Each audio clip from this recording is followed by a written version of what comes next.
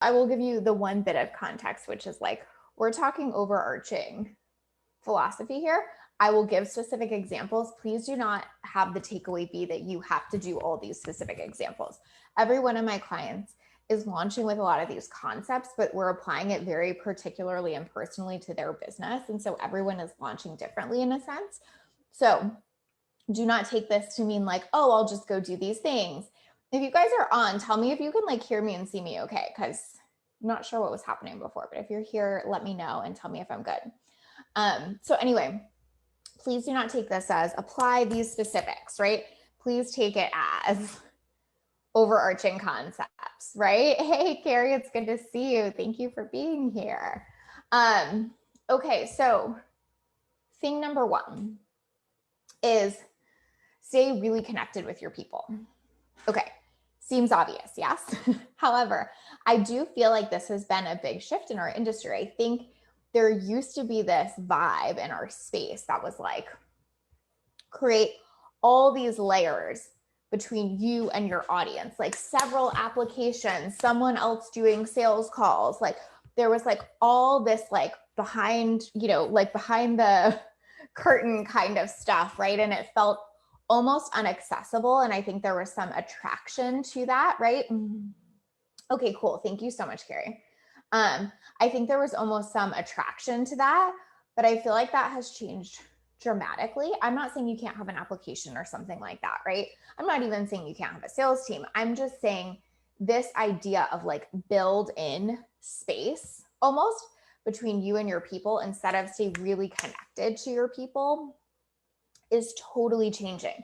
I think like the more connected you can be with them, the more I'm seeing things work. So meaning like, if you can do the sales call, can you? Like, do we need multiple applications? Do we really need to make it so hard? And do we need to create a false sense of what's behind the curtain? No, I don't think that's working anymore. I don't think that people want to buy in that kind of way, because I feel like what people have become aware of is the fact that if that's my experience pre-purchase, my experience in your program, right, is going to be similar. It's going to be hard to access you. It's going to be hard to get to you. It's going to be hard to feel that connection, right? People are becoming wise to the fact that the connection I have with you now is going to be similar to the connection I have with you in your program. Right? Yeah. Belinda says the layers don't work for me anymore. Blah. Right. Like, and I do think they used to. Like, I think there used to be a way in our industry where that really was a strategy that worked super well. Right. I have told a lot of my clients, like, take away applications, like, get people more on the phone, get them to book the call and then fill out the questionnaire. Like, let's create that connection with them. Let's show them that you really are there to serve. Now, I want to be really, really clear that this isn't a call to like do more. Oh, everyone, everything. That's not it. Like I actually was on a mastermind call this morning and I was like reminding all of them, like, you don't owe anyone outside of your paid containers shit, right? Like you don't owe anyone shit, but there is a way to say that the way you engage with your people and your audience pre-sale is very indicative of the way that you will engage with your people and your audience post-sale. Right? And so I think that our industry is just becoming very clear and wise to that. So if I have to jump through so many hoops, so many layers to get to you, to get access to you, if I have to fill out an application, talk to someone else, do all these things first, I am very aware of the fact that that will probably be my experience in the program. And sometimes I might be attracted to that, but I feel like the industry is swinging in a way where most people are not attracted to that in the way that they used to be. So that, layers between you and your people, I think is just not working as well anymore. And the launches that I see that are going really well are for clients that are doing the opposite. They're like getting out there. They're like getting in their groups. They're getting on stories all the time. They're really being very connected and present with the people in front of them, right? They're answering DMs, right? They're like engaging in a way that shows like, I am here and I care, right? And that connection is what's driving sales, which is going to be a thread through all of this. And the next one, which is similar but different, right, is serve your people really well between launches. So this also used to be a thing in our industry, right? Where it was almost like if you had the launch model, you just showed up and did these big launches, pieced out for a little bit. And that was almost like the attraction of it for some people, that business model where like you show up, you go really big, you take a really long break. You show up, you go really big, you take a really long break. What I'm finding with most of my clients now is that they're serving their people so well between launches. Launches don't feel hard or intense or like this big, huge, energetic push. We're actually selling out a lot of shit before they even launch, which is something I want to talk about. Because they're serving so well and so consistently, the launch isn't feeling like this big, heavy lift. I'm not saying it doesn't take energy and commitment to show up for it. Of course it does, right? But I am saying it's not this model anymore where it's like, go big, disappear, go big, disappear. And quite honestly, I think that model was burning so many people in our industry out that it has started to die off because it was like this huge, huge, huge launch expectation, right? So much energy, so much pressure versus like serve really consistently throughout. And you don't even have that much pressure during a launch, nor do your people, right? Shayla says, what do you think about those layers as a sort of filter? Is there a better way? Listen, I'm not against application altogether. I think some of my clients absolutely are at a point in their business where they have enough people coming in the door that they need an application. But I also think that sometimes that's a way for us to hide, to be perfectly honest, and a way for us to almost be like scared to connect more. I am a big fan, if you have the space, to have them book a call, then fill out an application and then get on the call and see what happens, right? Or a questionnaire or whatever. I think that we can get so filtery in this space sometimes. And like, again, I think at a certain point in your business, there's a worthwhile thing where you just don't have the capacity to get on the phone with everybody. But I also think that that whole notion of filter so hard is kind of like going away to a certain extent. It's like, do you have the problem I solve? Fill out this questionnaire. Let's talk and see if that's true. Maybe they're a fit for this program. Maybe they're a fit for another program, right? Maybe you can refer them to a friend, but like that connection is never going to disappoint you in most cases. And like, I get that the reigning narrative is like, don't waste your time on that. And I'm not saying that's you at all, Shayla. I'm just speaking generally. But I just see again and again that that is like never a waste of time. As a side note, that's like why I talk about free calls all the time. Like, I really believe in this industry, when you are making a connection with another person, it is almost never not serving you, right? And it's really training you. So a lot of my clients, like when I can get them to like have those conversations, be their own filter, get those calls, get on the phone, like they're getting so much market research out of that it is worth its weight in gold. So again, I think there is sometimes relevance for an application when you have a full influx. If that is not the experience, I am a big, big fan of do what you can anyway, right? Belinda said, I also think some people don't do well in written form, but are awesome in person. I've noticed that 100%. Like, I really feel like it is very hard to catch a full glimpse and a full vibe from just an application.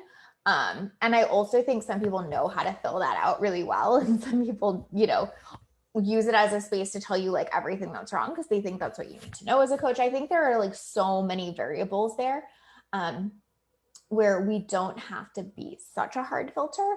But if we have the space, those calls are, in my opinion, never a waste. Like, you are learning so much in those moments. And again, like whether you end up referring them out or putting them in something else, or they just become like a super engaged member of your community or whatever that is, like that is always, always useful for you. So my take is like, of course, if you need to at a bigger level where the influx is high, relevant. If you don't, I think the whole idea of being a huge filter is kind of, you know, shifting in our space as well. Claire says, totally agree. I've converted so many sales calls where I've not had the person fill in an application. Yeah, totally. Hey, Claire. Okay, cool. If you have more questions, let me know. That was a great question, Shayla. Okay, so this served really well between launches. So yeah, so a lot of my clients right now are actually pre-selling out launches. I just had one client pre-sell a 160K launch, another one got 78K launch, another one, I don't know the number, I'd have to calculate, but she sold 8 people, multi 5-figure launch into a small mastermind, like there were only 8 spots kind of thing. Yeah, 70 something K launch, whatever. And we pre-sold out all of those before we even went into launch. 2 of those, I think we canceled the launch for. One of them, she like went ahead with it and just set up a wait list. But the point is, it's like, if you're serving your people really well pre launch time and they know you have something coming, like you can fully fill a program just off of serving them really well in between too. So I think, again, that old model of like show up big launch is dying a little bit. I think some of my clients just love that and have so much fun with that. Like I can think of a few clients in particular who thrive in that and would do it even if they were full, because it's fun and they love it and that's how they like to show up. But I just say that to say I don't think that's how you have to show up anymore. I think that if you are really consistent and really building connection in between, that it makes such a difference. Shayla says, I've heard a lot of different messages about strategy for sure. A coach I had encouraged a filter. I can't say I love the way it felt, but she made it sound super logical. Sure. Listen, I think there's logic behind it. Don't get me wrong. If we're looking at it in a micro concept of like, am I getting on the phone with people that are like ready or whatever? But I think if you look at it in a macro concept, which is how I like to look at it in business, is like, if someone wants to get on the phone with me and I have the time to get on the phone with them, there's almost never a huge downfall in that. There's almost only an upside. So again, like I think you can logic either side of that. But I think it's just helpful to see that like sometimes we can get so rigid with like boundaries and filters and stuff in our space that we're sitting there going kind of like, well, I just want to help people. Like, how am I doing that? And so I think like that's sort of a way to just like let yourself lean into that without making it wrong. But again, like I totally see both sides and I think that's true. Where was I? Oh yes. Okay. So serving really well in between launches. So, for example, like a lot of my clients, like, they have a podcast they're showing up for every week. They show up in their communities every week. They're doing stories really frequently. And I know that can seem like a lot. It's like, oh my gosh, so much content. However, if you do enough content really consistently, you truly do build that relationship with your audience where they are literally waiting for you to release something. They're literally waiting for the opportunity to buy from you, instead of getting to launch and then realizing like, oh, you're kind of cool and I could buy from you. It's like, I've been waiting all this time for the next thing you launch to buy from you. Basically, no matter what you're offering, I'm in. That's totally the different mentality. Do you see what I mean there? There's the, oh, I see what you're offering and now I'm going to check it out and I'm interested. And that's one version of a launch. Or there's the, I've built such a relationship with you this whole time. I've seen how you've shown up. I've seen your consistency. I've seen the way that you serve your people. Whatever you sell in next, I'm buying, right? And that's the point I really endeavor to get a lot of my clients to, is that place where like their connection point with their audience is so strong that whatever you're offering, people are ready to come into. They're ready to buy, right? And so again, like that can be with content, with consistency. I think the consistency piece is really, really huge in this, you guys. Like when you build a relationship with someone, consciously or subconsciously, you realize in that they are someone you can count on. Like I'm just giving myself as an example here, but y'all know like Mondays at 5, I'm showing the fuck up, right? You're not like, well, like should I buy from her? I'm not even sure what that experience is going to be like. Like, you can feel through the way I hold this community, through the way I show up on live stream every week. You can literally feel that, like, I am showing up to our calls. I am like not rescheduling shit often. I am like giving you my all. I'm being really present. I am helping in the way I can. Like, you can get that energy from this container, from my consistency and showing up. You know, I don't miss a podcast, you know, like all this stuff. And again, whether that's subconsciously or consciously, that creates safety in buying. That creates that relationship where not only do you want to buy, but you're ready to buy, right? So this is really the theme that's serving most of my clients through their launches, is people are literally waiting because of what they're doing in between, not just because of what they're selling, right? One of my clients that pre-sold an 8-person mastermind before it even launched.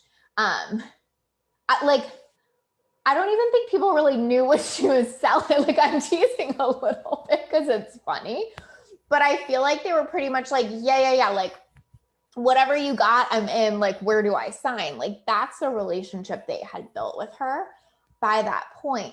And I think what's hard about that for some of us is that it really takes that super consistent lift, so to speak, every week in terms of like showing up. But it also provides so much safety and confidence and belief that it makes it easier for someone to buy. So what I always say is, there's 2 reasons people don't buy. They don't trust that this is the program for them, or that you're the coach for them. Like, that's one. Or they don't trust themselves, right? But if you're showing up really consistently every week, if you're giving them value, if you're building that relationship, if they know and feel like, damn, she's on it. She shows up. When she says she's going to do something, she does it. When she says she's going to give value, she brings it. You kind of wipe away both of those objections, right? Because it's like, well, I do show up and really get a lot out of her stuff every week before I've even paid her. And actually, I do think this is the right program, and I do think she's the right coach. And so you're just washing away most of the reasons that people don't buy, versus having to like attack them head on during a launch and like really push that needle, right? So ultimately, this idea of like, be connected to your people and build that relationship between launches. Like, what happens between a launch, I think, matters more than what happens in a launch, to be perfectly honest. What's that saying? I kind of hate it, but it's relevant. Oh, it's like, somebody correct me because I'm probably going to say it wrong, but it's like, summer bodies are built in the winter or something like that, right? We're right. Like, summer bodies aren't built in summer, they're built in the winter, kind of thing. It's kind of like that. Like, launches aren't made during a launch. Launches are made before a launch most of the time, right? Actually, I had a call with someone today and they were like, do I really have to promote my conversion event for 2 weeks? And I was like, abso-fucking-lutely. I was like, mostly I want my clients to do what feels good. But for that one, abso-fucking-lutely, because that like initial moment of people like coming into your space, getting value from you, is more important than what happens in the 2 week of cart open, right? For lots of reasons, including like numbers and statistics, but also in terms of relationship and connection. So 100%, like, your launch is going to be made pre-launch. That's just, I think, very much the way our industry is moving. I think that there is so much content. There is so much more than there's ever been. There is so much more noise than there's ever been. So for better or for worse, those 2 weeks mean less than the 6 weeks before it. It's just true. Amy, hey, you are gonna feel me on this. Thank you, Janelle. You're a breath of fresh air. I love your approach. I appreciate that so much. Kiva says consistency is so necessary across the spectrum of life and business. Ain't that the truth? So anyway, launches are going to be built in between most of the time. Now, don't get me wrong. Like, you can hack stuff like that with like ads and big things that you're showing up for and whatever. And certainly I'm not saying like shit the bed during your 2 week open cart. Like, that's not it, right? But I am saying that your 2 week open cart will feel very different and will feel much easier if you've laid that foundation beforehand. If your 2-week open cart is like the first speck of interest you're building on something, it's going to feel like you have a lot more to push on there, right? The other thing I would say there too is like, well, I'll come back to that. Let's do number 3. Do I want to come back to that? Okay, I'm going to just say it because I'll forget. But also on the first 2 notes of like stay connected to your people and launches are built in between, here's like a bonus one. This is number 2.2 or something. Launch the same shit. This one blows my mind in our industry sometimes, where people are like, oh, I launched that once and it didn't go quite how I wanted it to, so it must be that I'm not going to launch it again. Holy fuck no. Like, your first launch is never going to go perfectly most of the time. Your first launch is to learn, your second launch is to make a ton of money, and your third launch, and so on, right?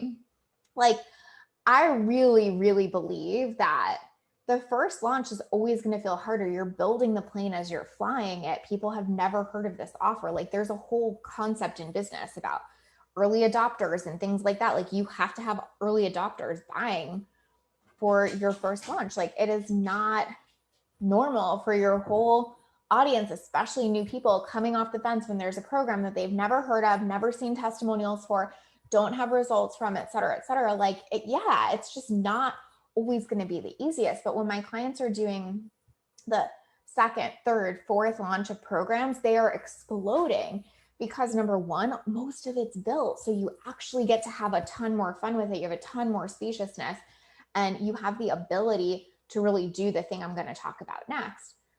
2, you've had people go through it. You have testimonials, you have social proof, you have a different way to talk about it. You have context, you have stories. Like, I could go on and on about this, but there is nothing harder than a first launch and nothing better than subsequent launches after that. But again, most people will use that first launch to mean all these things, and then they'll build new program after new program after new program, and they wonder why they're burning out in their business. Well, that's why. Like, if one of my clients is listening, you know, I'm like so crazy about this, to the point where like some of them are like, you have to take a chill pill. Like, I want to build one new thing this year. And I'm like, okay, fine. But like, if you can build a business where you're launching the same handful of things again and again, and you're getting people better results through it, better testimonials, you're fine tuning your programs, you're refining things, you're creating better and better launches, et cetera, congratulations, your business will blow up. If you're launching new thing after new thing after new thing, it kind of goes back to that conversation we were having about the consistency. It's like, I almost subconsciously lose that trust. Like, if you're always creating a new thing, my assumption is you're not fully bought into the other things you've made. Or they didn't get the result or whatever. Why else would you only ever have a new thing and never reuse that thing that you said was so good before? You know what I'm saying? Like, there is a subconscious component to that. When you're like, oh, this is the 3rd time I'm launching this because it's the fucking bomb.com. Guess what? Different marketing, different vibe, different level of trust and security in you and your program, right? Different level of trust I can put into it because I'm hearing the results, I'm hearing the testimonials, et cetera, right? So that is just a hugely, hugely valuable, is let yourself do that. Let yourself relaunch, rework, add to it. Like, value-centered sales is something I've been launching for years, and I'm like always adding here and adding there and putting this in, or I like redid the videos, or I'm like, that's great because I fucking believe in it wholeheartedly. So nobody's like, oh yeah, but do I really think this program's going to work? I can't remember the last time I got asked that, because I have tons of testimonials. I have tons of stories. I have tons of evidence. Do you see what I mean? So like, you're really hurting yourself a lot by not letting those programs work for you again and again. Raluca said, let them build a new program. I do, but they get like maybe 1 a year instead of like 5. That's so funny though. They really are. They're like, you need to like cool your jets. I want one thing. Thank you, really guys. Are you? Linda said, how long would you suggest to allow for relationship building before a very first launch? I think that there is not necessarily one timeline, although I would say like I like a 6-week lead up.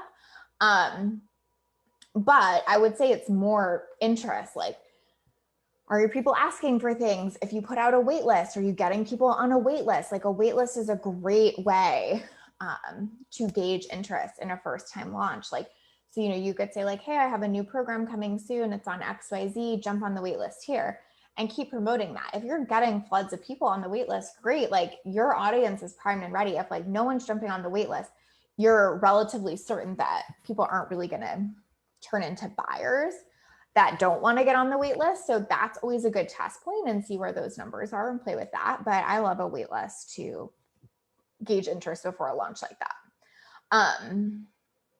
Okay, so that was like 2.2, which is like launch the same shit, get really good at it, get really great.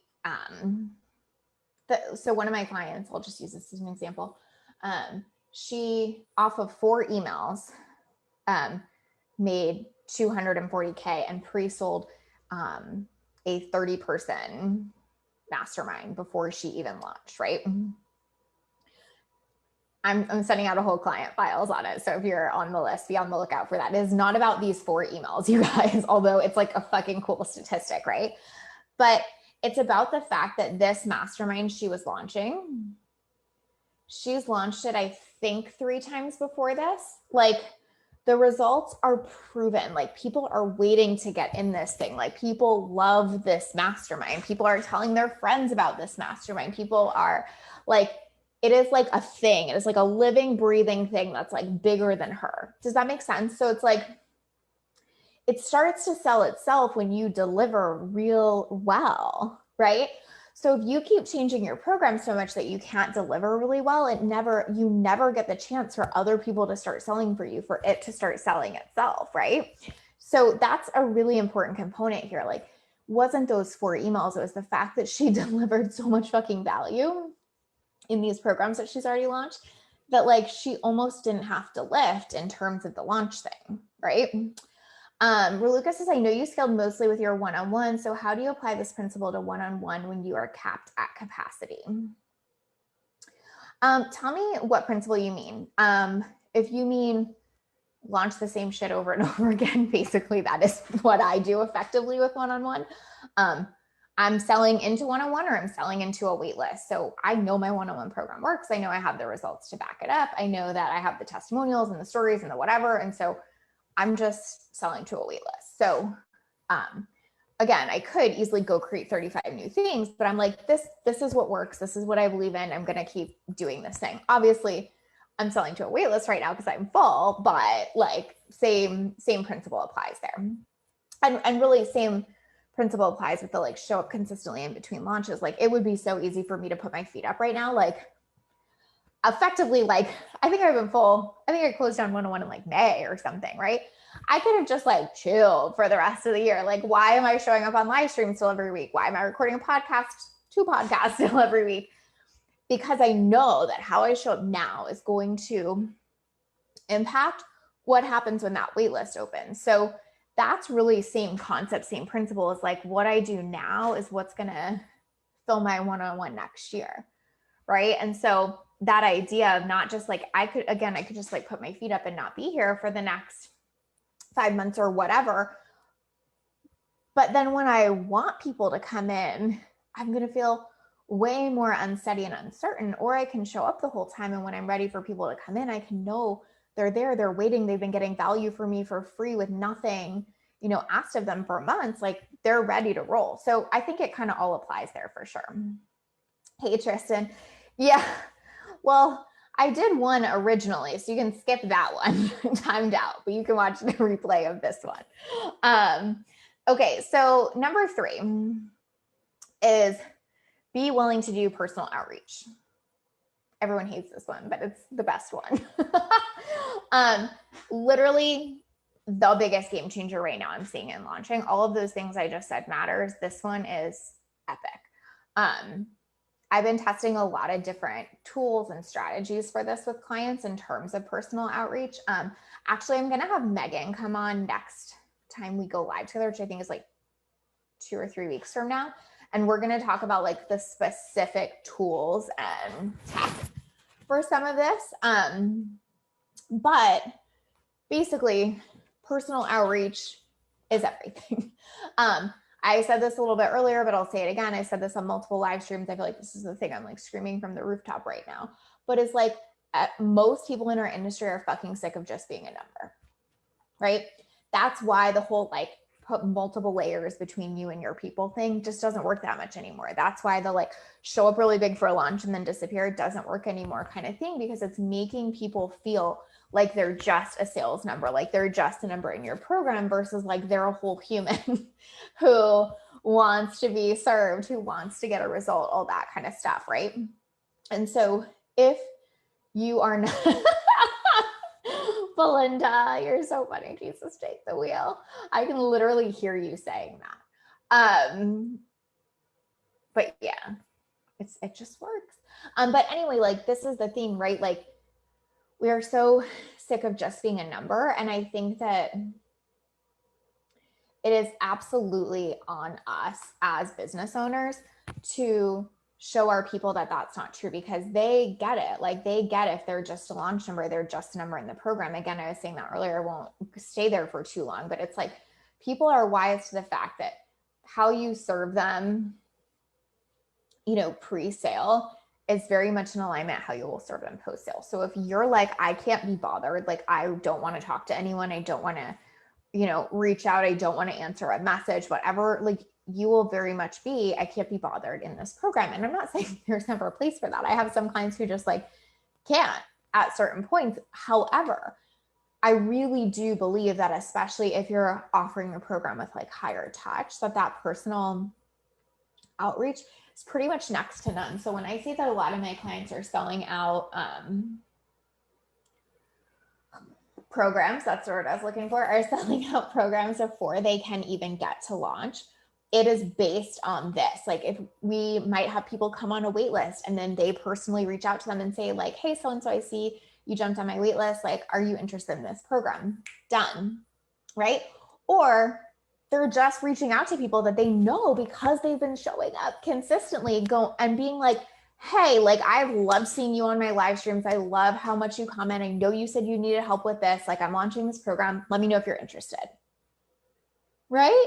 Like, and see how all these fit together because they're staying connected with their audience, because they're building a relationship along the way, because they're showing up so consistently between launches. It makes personal outreach so easy because there are actual real relationships built that you can then build off of, right? It's like I always say, how do you make a sale? Build a relationship or build on a relationship, right? And I feel like we can almost think it's weird.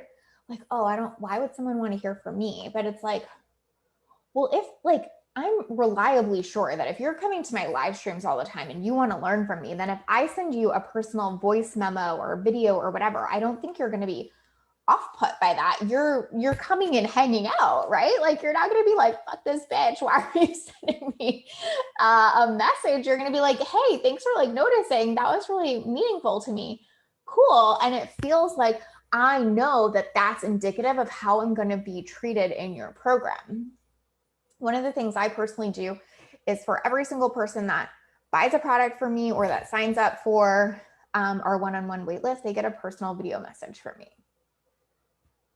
That is so not a heavy lift to show them like, hey, this is what it's like in my world. Hey, this is what it's going to be like if we have one-on-one. Hey, it means so much to me that you decided to buy from me or put your name down to eventually work with me, that like, I can take the minute to say what's up and hi and like acknowledge that, right? Like, again, I think it's that like getting away from that, like there needs to be so much like space of disconnection here. Like it needs to feel special. Like I'm like, hi, welcome to my waitlist. I love you for being here. Like that works so well for the reason that we don't want to be a number, right? Yeah, exactly. Amen. No more numbers. Lucas says, I love being seen as a human, talk to in DMs, etc. I buy from those people. Amen. Oh, thanks, Jennifer. Yes. If you're rewatching, hi, Sohi.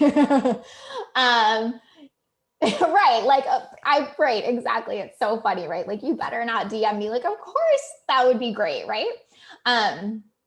one thing I've even been like trying to do is like everyone that is on my wait list or that's like buying from me or signing up for me or that I'm connecting with, like, can I go support them? Can I go follow them on Instagram? Can I go like their stuff? And like, yes, it's a strategy in a sense. Of course, there's like, it's smart to connect with the people who want to buy from you, but it's also really genuine in a relationship builder. Like, thank you for being interested. How can I be interested back?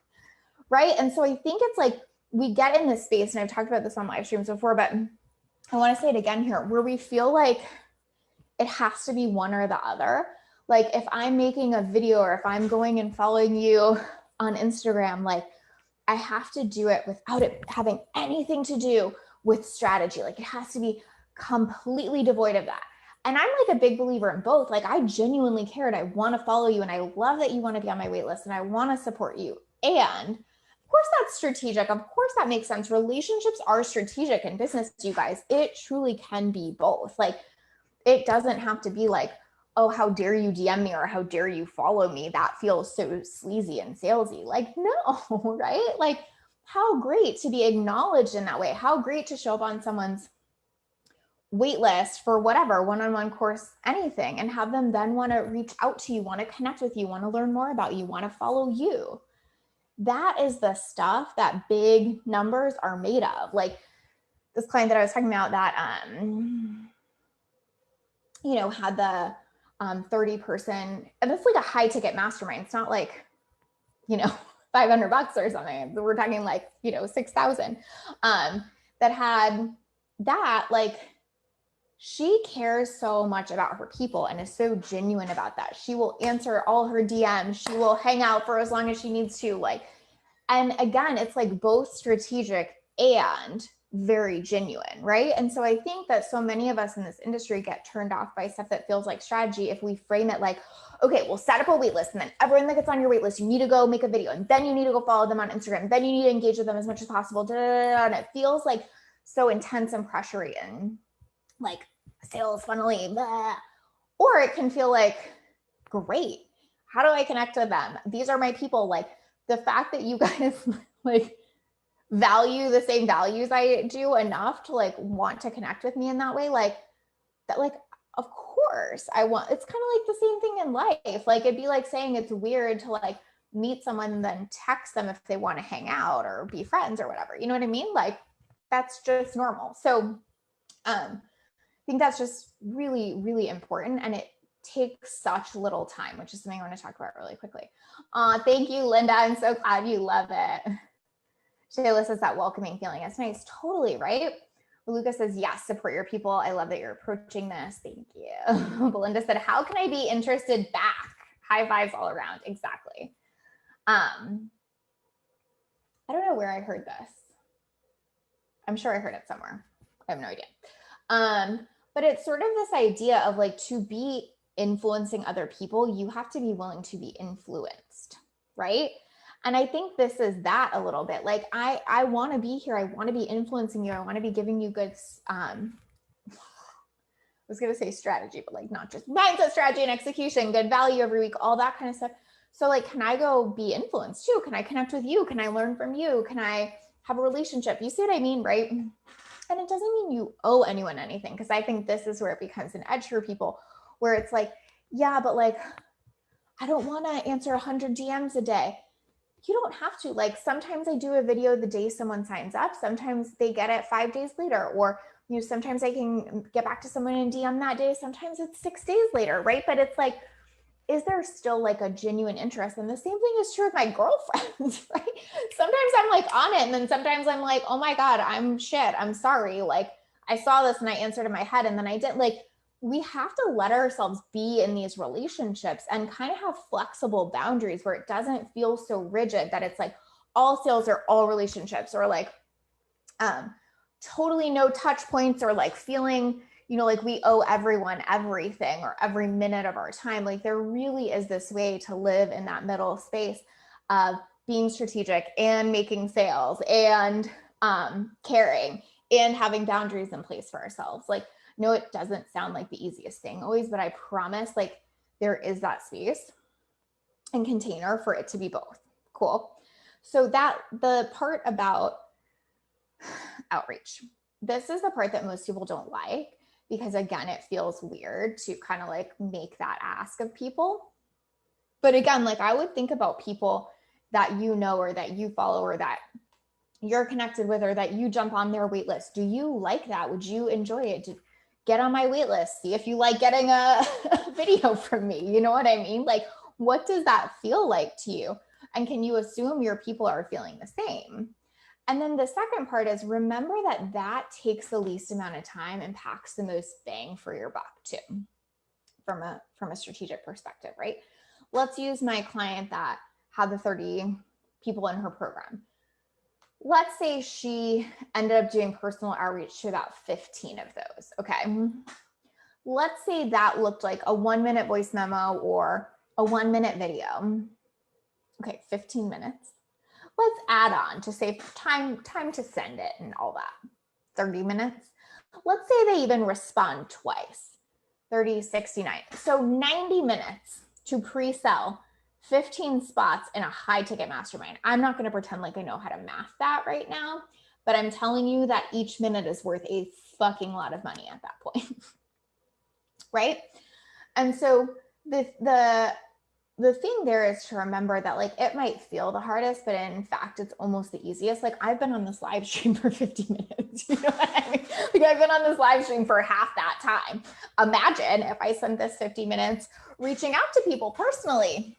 Fuck, that would be pretty amazing. Do you see what I mean there? So don't hesitate to go there with your people, to send them a quick message, to tell them you've seen them, to thank them for showing up for you. Like literally that's the majority of what I say on my message when people sign up for the 101 waitlist. I just tell them how much I appreciate that because it's fucking true. I really do.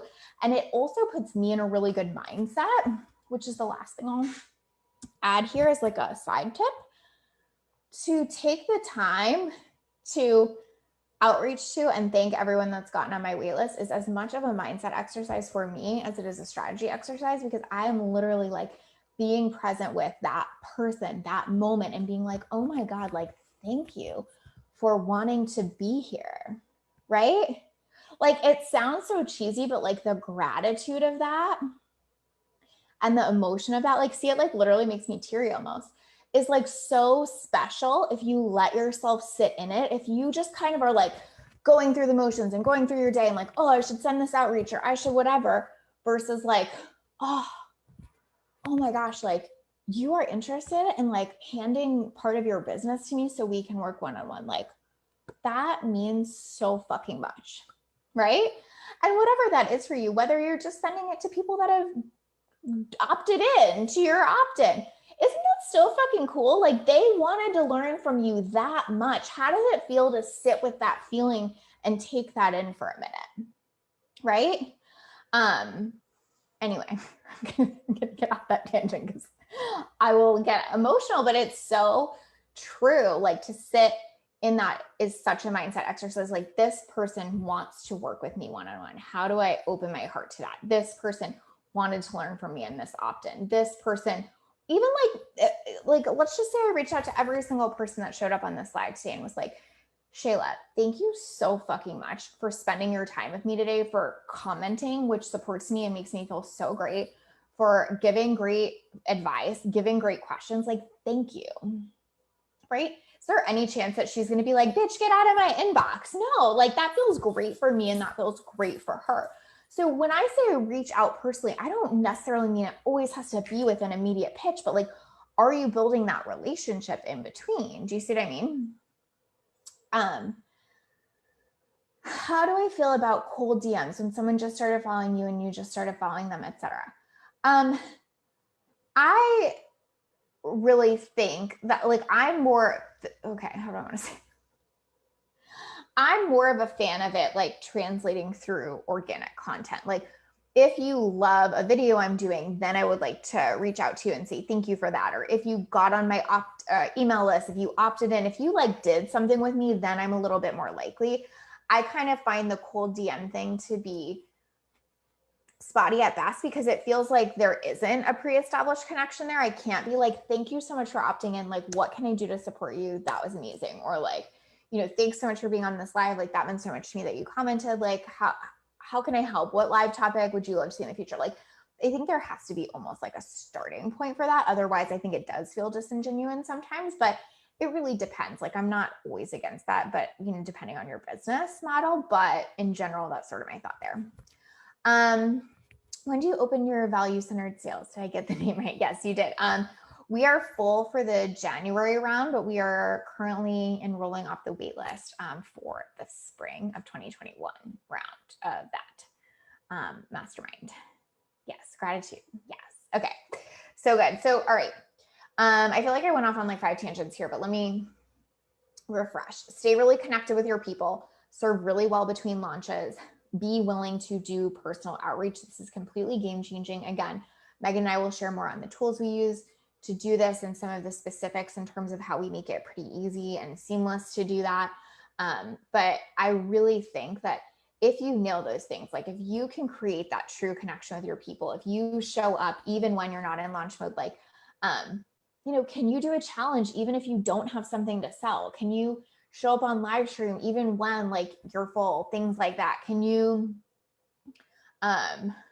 really create those containers of service, even and especially when you're not in launch mode? It will always pay off for your launches. And then that last part, right? Reach out, do that personal connection. Oh my God, everything, you guys. Like, this is just simply the way the industry is moving right now. And I think it's just what people are craving. I think there's a lot of things that have contributed to that, whether that's like how popular Instagram stories are, or how isolated we're all feeling, or how much we're seeing like the low touch stuff not work as well. I think it's a combination, but fundamentally this is working better. I can tell you from behind the scenes 100%. And I think it feels better. I think it feels better for you because it feels authentic. I think it feels better for your people. But again, I know that last part's a little bit of a hard push, but really, really try it. Like, once you try it, like most of my clients that really get into it are like, this is so fucking fun. Like, I love reaching out to people because they feel that connection and energy from it. So scary at the beginning, and then it gets really fun. So give it a shot. If you want to get on my one-on-one wait list and get a message from me, you can do that. It's aliveoflife.com/waitlist. And that's all I got. If you're watching the replay and you have questions, let me know. And Megan and I will be back to talk tools in a couple weeks. And I'll see you guys next week. All right. Love y'all. Bye.